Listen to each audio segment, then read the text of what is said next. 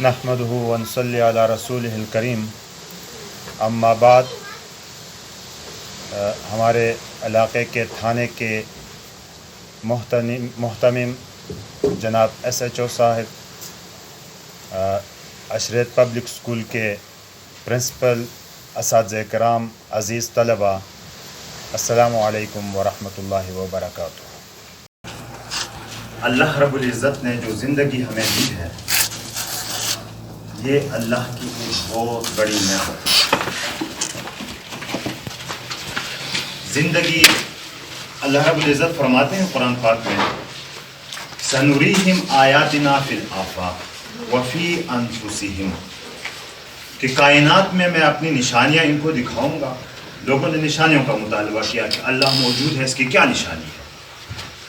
تو اللہ نے فرمایا کہ آفاق میں، پوری کائنات میں اپنی نشانیاں دکھاؤں گا ان کو، وفی انفسہم، اور ان کے اپنی جانوں میں بھی نشانیاں دکھاؤں گا،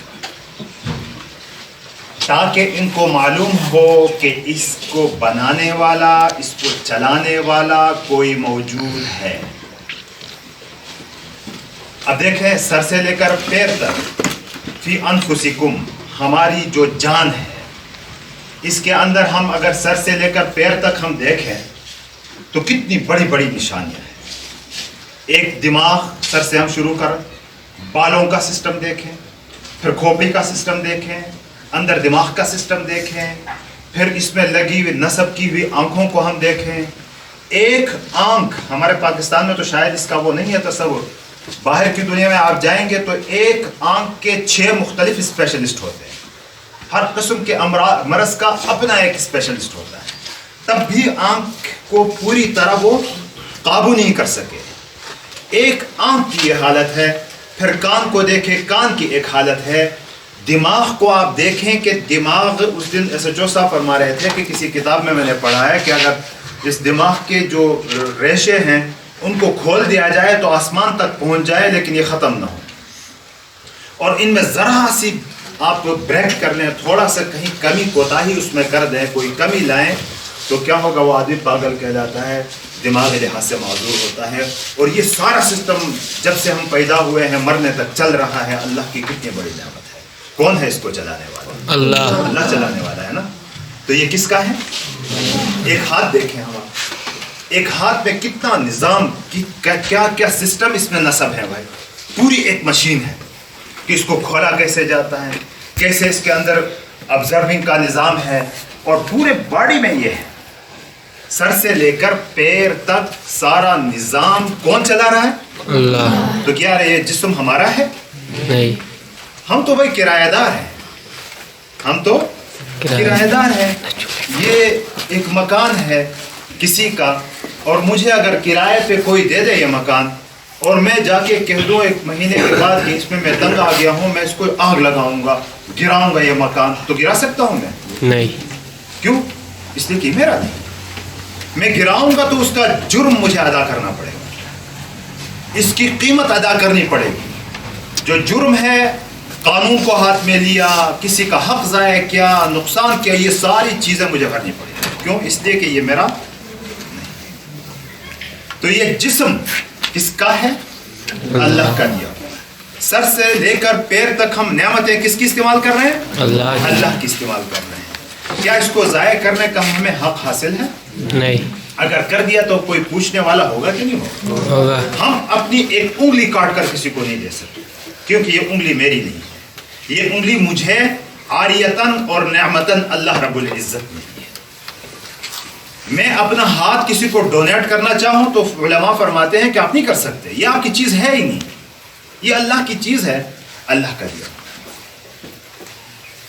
تو SHO صاحب سے جناب میں پہلے تو معذرت کہ میں نے کسی کا نام بھی نہیں لیا، اور میں پوچھا بھی نہیں کہ کتنا وقت لینا ہے، اور پھر یہ بھی ہے کہ ملا باشد کے چپ نشاطوت، اور اگر ہمیں اجازت ہی ملتی رہے تو ہم انشاءاللہ تعالی جمعہ تک کھینچیں گے اس کو، مختصر کر دیں اس کو۔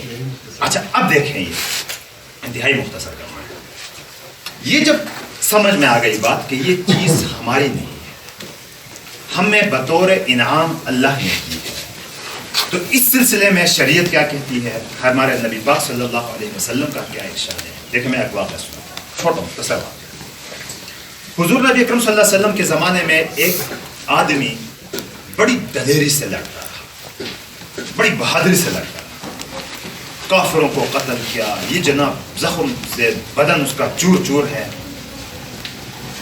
صحابہ نے اس کی تعریف کی، حضور صلی اللہ علیہ وسلم نے فرمایا کہ یہ شخص جہنمی ہے۔ کیا فرمایا؟ یہ جہنمی ہے۔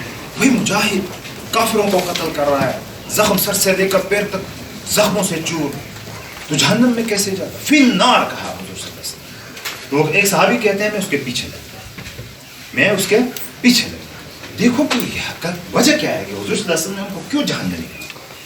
فرمایا کہ میں نے دیکھا تو یہ لڑتا رہا، آخر میں اتنا زخمی ہو گیا کہ کراہنے لگا، چیخنے لگا، اور تم آ کر اپنا خنجر نکالا اور اپنی جان لے لی، اس نے خودکشی کر لی۔ وہ صحابی کہتا ہے تب میرے سمجھ میں آیا کہ اللہ کے حضور نے کیوں فرمایا تھا کہ یہ جہنمی ہے، ورنہ مجاہد تو مرتا نہیں ہے، وہ تو زندہ ہوتا ہے، وہ تو جنت کی سیر کرتا ہے، وہ تو جہنم میں نہیں جا سکتا۔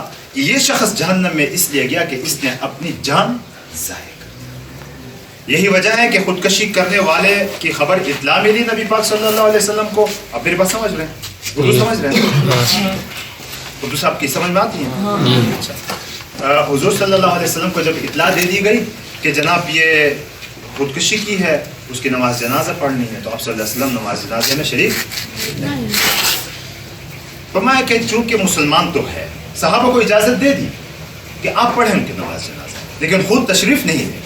اتنی بری حرکت ہے تو حضور صلی اللہ علیہ وسلم نہیں گئے۔ اس پر فقہا کہتے ہیں کہ کسی علاقے میں اگر کوئی شخص، کوئی لڑکا، کوئی لڑکی خودکشی کرتا ہے، یہ اللہ کا بہت بڑا مجرم ہے، اس نے دنیا میں بھی اپنی زندگی برباد کر دی اور آخرت کی بھی اپنی زندگی برباد کر دی۔ لہٰذا علاقے کے معتبر اچھے علماء، فضلاء، قضاء، یہ بڑے بڑے لوگ اس کی نماز جنازے میں شرکت نہیں کرتے۔ اور پھر کیا فرمایا حضور صلی اللہ علیہ وسلم نے؟ فرمایا کہ جس شخص نے خودکشی کی، جس حالت میں وہ مرا ہے، برزخ میں قیامت آنے تک اسی سزا میں رہے گا۔ ایک شخص مثلا زہر کھا کے مرتا ہے، تو اب یہ مر گیا، قبر میں جائے گا، تو یہ اس برزخی زندگی میں زہر کھائے گا، پھر مرے گا، پھر اللہ اس کو زندگی دے گا، پھر زہر کھائے گا، پھر مرے گا، قیامت تک یہی سلسلہ ہوتا چلتا ہے۔ ایک شخص ہے خودکشی کرنے کے لیے پہاڑی سے اپنے آپ کو گرا دیا، کسی اونچے پہاڑ سے اپنے آپ کو گرا دیا، یہ گر کے جہاں تک جان اس کی نکلی ہے وہاں تک آئے گا، جان نکلے گی، پھر اللہ اس کو زندگی دے گا قبر میں، پھر جائے گا، پھر گرے گا، پھر جائے گا، قیامت تک یہی سلسلہ اس کا چلتا ہے۔ کیوں؟ اس لیے کہ یہ زندگی ایک کیا لکھا ہے؟ امانت ہے، اور اس امانت میں اس نے خیانت کی ہے، اور اس خیانت کے بارے میں اللہ رب العزت اس سے پوچھے گا، اور جب پوچھے گا تو اس کے پاس کوئی جواب نہیں ہوگا۔ جس کے پاس جواب نہیں ہوتا تو وہ پھر عذاب میں چلا جاتا ہے، وہ جہنم کے عذاب میں چلا جاتا ہے۔ اور دنیاوی اعتبار سے بھی ہم پاکستان کا قانون لے لیں تو پاکستان کے قانون میں بھی یہ جرم، خودکشی جرم ہے۔ ایک شخص کو اگر پولیس پر اطلاع ملے کہ یہ شخص اپنی خودکشی کر رہا ہے، یہ شخص خودکشی کر رہا ہے، اس کو اطلاع ملے، پولیس کو پکڑے اور زندہ اگر پکڑ لیا تو اس کے خلاف ایف آئی آر، اس کے خلاف ایف آئی آر۔ اگر کوئی شخص کسی کو لکھ کے دے دے کہ میری جان لے لے، میرا آپ کے اوپر کچھ بھی نہیں، کوئی نہیں پکڑ سکتا آپ کو، میری جان حلال ہے، آپ لے لیں، اور اگر یہ قاتل اس کو اس لکھنے کی بنیاد پر قتل کرے تو پاکستانی قانون کے مطابق یہ قتل کرنے والا مجرم ہے، کیونکہ یہ جان اس کی تھی ہی نہیں کہ جو لکھ کے دے رہا ہے۔ تو قانون کو توڑنا بھی حرام ہے کہ نہیں حرام؟ اس نے قانون کو توڑا، اس نے اللہ کے قانون کو توڑا، اس نے ملک کے قانون کو توڑا، اس نے اپنی زندگی برباد کر دی، دنیا میں بھی یہ خسارے میں گیا، قبر میں بھی خسارے میں گیا، اور آخرت میں بھی یہ خسارے میں چلا گیا۔ تو اللہ تبارک و تعالیٰ ان تمام برائیوں سے ہمیں محفوظ رکھیں۔ آپ کے ساتھ یہاں اس قسم کے پروگرام کرنے کا مقصد یہ ہے کہ ہمارے بچے اور بچیاں یہ چیزیں سب کو سمجھا دیں کہ یہ جسم کس کا ہے؟ اللہ کا ہے۔ ہمارے پاس کیا ہے؟ یہ امانت ہے۔ اور امانت میں خیانت وہ کرنے والا کس کا مجرم ہے؟ اللہ کا مجرم ہے. وہ کہاں؟ دنیا میں بھی اللہ کا مجرم، قبر میں بھی اللہ کا مجرم، آخرت میں بھی اللہ کا مجرم ہے.